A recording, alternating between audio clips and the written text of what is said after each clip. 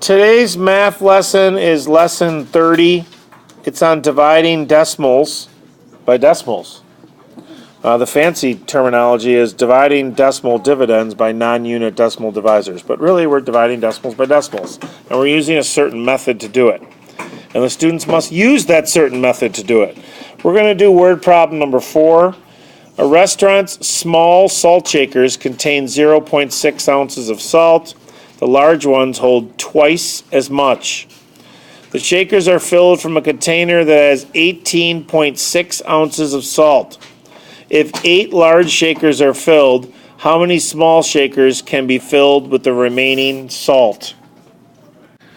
So step 1 of this multi-step word problem would to take the small shakers, 0.6, and to figure out the large, which is twice as much, we're going to do that times 2. And when we do that, we get 1.2. So this represents the small, and this represents the large. That is step 1.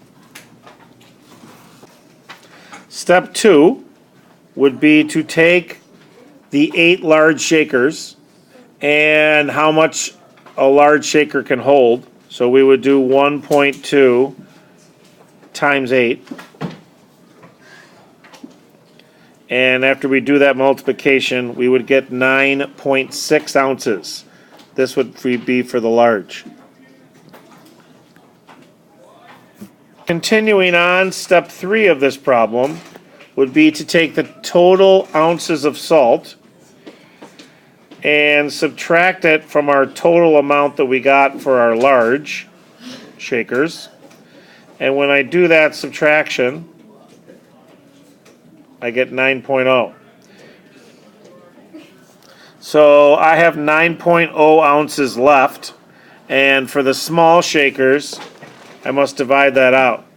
So step 4, the final step, would be to take my 9.0 ounces and divide it by 0.6.